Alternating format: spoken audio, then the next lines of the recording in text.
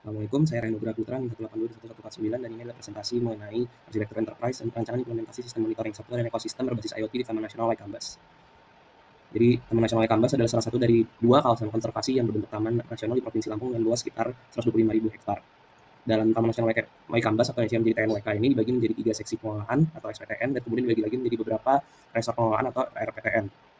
Visi dari Taman Nasional Waikambas adalah mewujudkan kawasan Taman Nasional Waikambas sebagai habitat ideal bagi satwa liar Sumatera yang dilindungi. Nah, oleh karena itu tidak hanya satwa saja yang harus dilindungi, namun lingkungannya pun juga harus dilindungi, termasuk ekosistem, infrastruktur, dan lain sebagainya. Di sini terdapat beberapa misi dari TNWK, ada melindungi kawasan, menguatkan keanekaragaman, menggali dan memanfaatkan sumber daya alam, memberdayakan secara optimal potensi ekonomi, dan juga mensinergikan manfaat ekologi, sosial, dan ekonomi. Dan inovasi yang dilakukan untuk sistem yang dikembangkan adalah berfungsi untuk mengkoordinasi pengawasan satwa di lingkungan sekitarnya, sehingga pemantauan dan pemeliharaan dapat dilakukan dengan lebih efektif dan akurat. Berikut adalah struktur organisasinya, dan kemudian setelah kita lakukan mapping, terdapat beberapa unsur, contohnya pemerintah yang sifatnya resistor menginfluence kepala balai, dan juga SPTN yang menginfluence RPTN.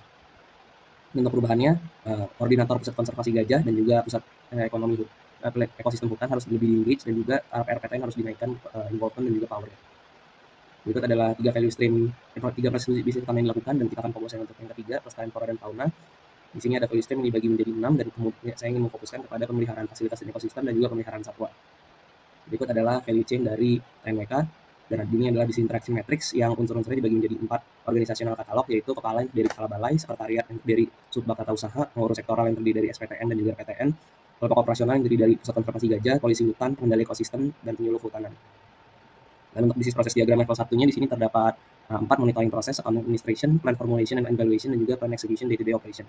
Dan jika kita jabarkan lebih lanjut, ada 9 poin pada BPD level 2, dan setiap poin itu akan dijabarkan di BPD level 3. Terkait kepala, kemudian sekretariat pengadaan fasilitas dan perangkat, ini untuk rekrutan staff, yang ini adalah untuk pelatihan staff, ini adalah penyusunan rencana konservasi, ini adalah penelitian satwa dan ekosistem, di sini adalah pengadaan fasilitas dan perangkat, ini untuk monitoring dan pemeliharaan infrastruktur atau ekosistem, dan di sini inovasi akan dilakukan, dan yang terakhir adalah monitoring dan pemeliharaan satwa. Inovasi juga akan dilakukan di sini.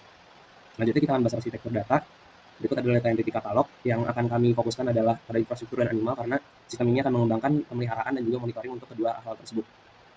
Dan di sini adalah data business function matrix. Di sini ada modul infrastruktur dan juga infrastruktur animal, dan ini organisasinya yang miliki adalah sekretariat. Dan bisnis prosesnya seperti yang dilihat, ada penelitian satwa ekosistem, pemeliharaan satwa, dan juga pemeliharaan ekosistem.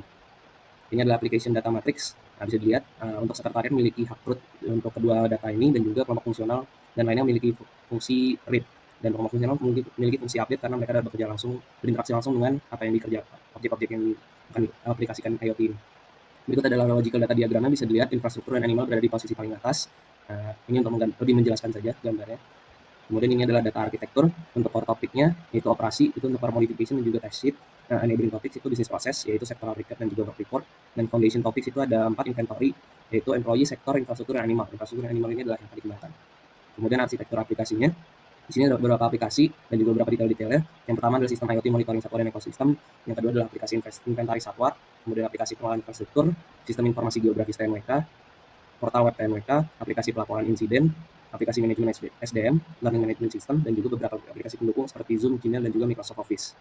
Di sini ada application plan business process, application untuk main business process, dan di sini aplikasi-aplikasi akan diletakkan kepada proses bisnis yang sudah dijelaskan sebelumnya. Dan ini kebanyakan adalah sistem monitoring, IoT monitoring, dan juga sistem inventaris yang saling bekerja satu sama lain. Di sini untuk supporting business process, untuk proses bisnis lainnya, contohnya adalah sistem informasi geografis TNWK, dan juga aplikasi manajemen SDM lainnya. Kemudian ini adalah untuk penyusunan rencana konservasi dan implementasi fasilitas. Di sini untuk penyusunan rencana konservasi menggunakan banyak aplikasi pendukung seperti Gmail dan juga Microsoft Office, dan juga untuk implementasi fasilitas menggunakan aplikasi pengelolaan infrastruktur untuk memetakan. Ini adalah pemetaan aplikasi struktur organisasi. Seperti lihat, kepala kelompok fungsional di PTN menggunakan aplikasi pendukung, dan juga sekretariat dan SPTN lah yang mengurus aplikasi-aplikasi utama yang akan dikembangkan di solusi yang dijabarkan ini. Berikut ada relasi antara aplikasinya, bisa dilihat sistem informasi geografis itu berhubungan dengan hampir semuanya, karena sistem ini untuk berfungsi untuk memetakan secara visual satwa dan juga infrastruktur, dan juga untuk melaporkan insiden dan juga memberitakan keadaan taman saat ini. Dan kemudian semua aplikasi berkoordinasi dengan productivity app dan juga aplikasi manajemen SDM yang sifatnya agak terpisah dari aplikasi lainnya. Berikut adalah modular app diagram yang berisi aplikasi-aplikasinya yang tadi sudah dijabarkan dan juga fitur-fitur yang ingin dikembangkannya. Selanjutnya adalah teknologi arsitektur dari Taman Nasional Waikambas. Berikut adalah teknologi portofolio katalognya. Ada IoT Sensor Node, IoT Gateway, kamera pemantau, Microsoft Azure IoT Hub, Azure Stream Analytics, Angular 14, kemudian aplikasi-aplikasi lainnya termasuk perangkat keras seperti PC, laptop, dan juga smartphone. Kemudian aplikasi-aplikasi teknologi-teknologi tersebut dipetakan kepada aplikasi-aplikasinya, terutama sistem IoT monitoring software dan ekosistem yang menggunakan perangkat IoT dan juga data center dan juga cloud berupa Microsoft Azure untuk manajemen perangkat-perangkatnya. Ini untuk aplikasi-aplikasi lainnya, misalnya sistem informasi geografis menggunakan Global Information System Software dan juga remote sensing. Contohnya adalah QGIS 3.22 dan juga Sentinel Toolbox. Dan juga menggunakan Hand Workstation untuk mengolah aplikasi tersebut, menjalankan aplikasi tersebut. Berikut adalah environment and location diagramnya. Di sini Microsoft Azure Cloud itu meng-cover semua lokasi, kemudian Global Information System juga portal itu berada di on-premise kantor pengurus. Sementara pada kondisi lapangan atau lokasi sekitar taman itu menggunakan IoT sensor node, kamera, dan juga IoT gateway. IoT gateway ini menghubungkan antara Global Information System dengan IoT sensor node. Berikut adalah platform composition yang terdiri dari hardware atau software dari aplikasi yang akan dikembangkan. Pertama, aplikasi monitoring satwa berbasis IoT. Berikut adalah processing diagramnya. Jadi pada web server yang terdiri dari portal web TNWK dan juga pelaporan insiden serta GIS Workstation itu terhubung secara web server service dengan DPL server yang terdiri dari Azure IoT Hub, Stream Analytics, dan juga GIS server. Kemudian hubungan dengan web service pada application server yang terdiri dari inventory satwa, pengolahan infrastruktur, dan juga database server. Kemudian network computing atau hardware diagram seperti berikut. Untuk kepala, pengurus sektoral, dan juga sekretariat terhubung pada menggunakan workstation secara LAN kepada aplikasi-aplikasi ini, teknologi ini. Dan kemudian untuk kelompok operasional menggunakan smartphone yang sudah dijelaskan pada list sebelumnya secara HTTPS kepada aplikasi-aplikasi ini. Kemudian yang terakhir adalah security arsitekturnya. Berikut adalah kebijakan dan standar keamanan yang terdiri dari peraturan-peraturan pemerintah, undang-undang tentang pelestarian lingkungan, dan juga standar-standar ISO dan juga NIST tentang keamanan informasi dan juga penggunaan keamanan layanan cloud. Berikut ada tabel penerapan keamanannya, terdapat enkripsi data cloud, autentikasi multifaktor, aturan akses berbasis peran, audit log dan pemantauan, pelatihan keamanan, dan juga pemeliharaan sistem keamanan. Kemudian tabel kelayakan keamanan, referensinya adalah audit keamanan sistem, penilaian kerentanan, kelayakan keamanan data, dan audit kepatuhan regulasi yang dilakukan secara rutin.